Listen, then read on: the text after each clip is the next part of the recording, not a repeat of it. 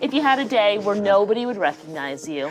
I don't think I'd be that different, honestly. I dropped the whole trying to be something for somebody a long time ago, so I pretty much walk through the world except when I want to be funny or I want to do something outrageous. I don't have any trouble being myself, and I don't have any trouble saying no when I mean no.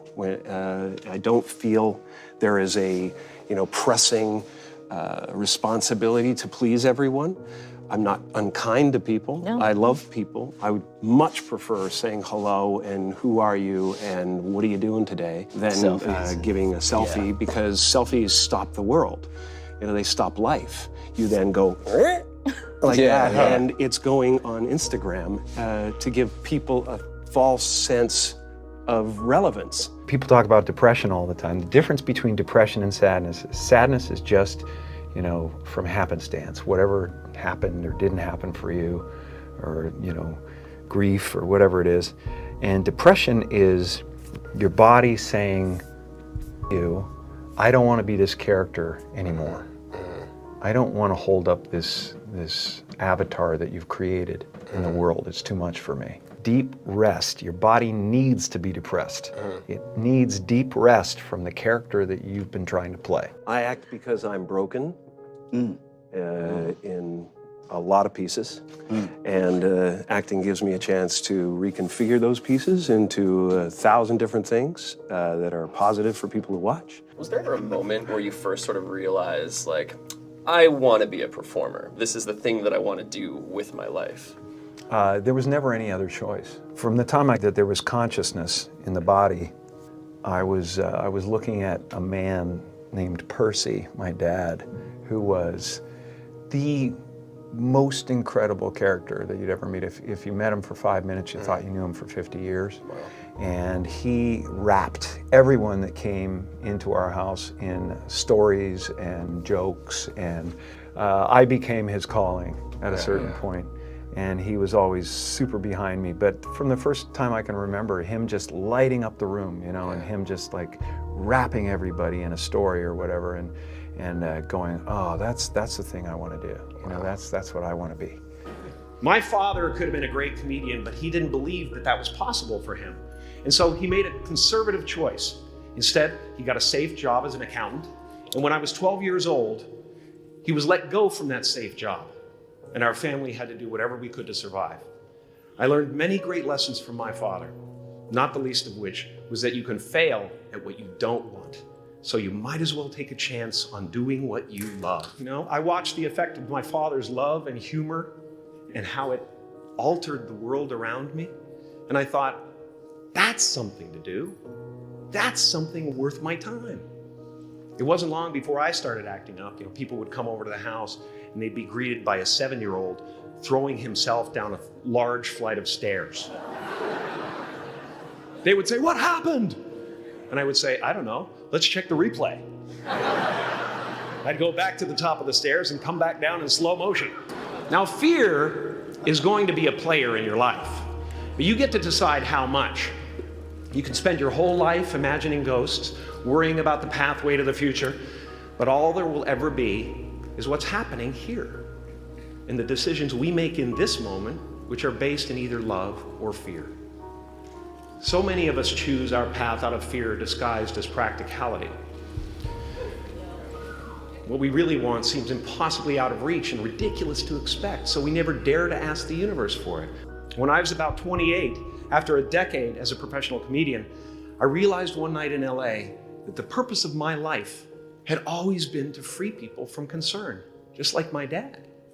The only one I hadn't freed was myself, and that's when my search for identity deepened. I wondered who I'd be without my fame. Who would I be if I said things that people didn't want to hear? Or if I defied their expectations of me? And that piece that we're after lies somewhere beyond personality, beyond the perception of others, beyond invention and disguise, even beyond effort itself. You can join the game, fight the wars, play with form all you want, but to find real peace, you have to let the armor go. Your need for acceptance can make you invisible in this world. Don't let anything stand in the way of the light that shines through this form. Risk being seen in all of your glory. Your job is not to figure out how it's going to happen for you, but to open the door in your head.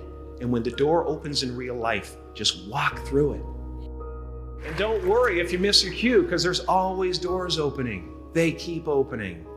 And when I say life doesn't happen to you, it happens for you, I really don't know if that's true. I'm just making a conscious choice to perceive challenges as something beneficial so that I can deal with them in the most productive way. You'll come up with your own style. That's part of the fun. You are ready and able to do beautiful things in this world.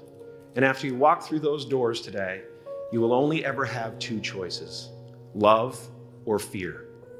Choose love, and don't ever let fear turn you against your playful heart. What's happening right now inside everybody is they're going, who am I? And they're depressed. People go like, oh, Jim's been depressed and stuff. Well, yeah, I was depressed when I was trying to be the Wizard of Oz. But now I know that Oz is a character. You know, I think everybody deals with that. Everybody walks around and they go like, why am I depressed?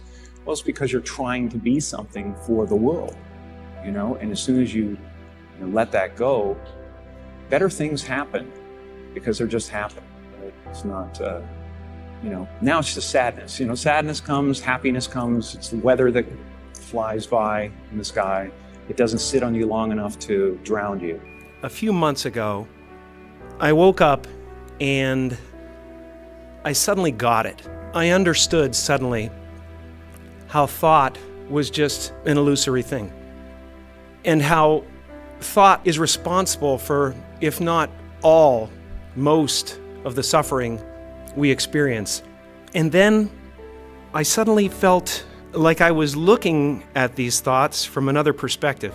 And I wondered, who is it that's aware that I'm thinking? And suddenly I was thrown into this expansive, amazing feeling of freedom from myself, from my problems. You know, when I go to sleep at night, I'm not just a guy going to sleep. I'm two-time Golden Globe winner Jim Carrey going to get some well-needed shut-eye. And when I dream, I don't just dream any old dream. No, sir. I dream about being three-time Golden Globe winning actor Jim Carrey. Because then I would be enough.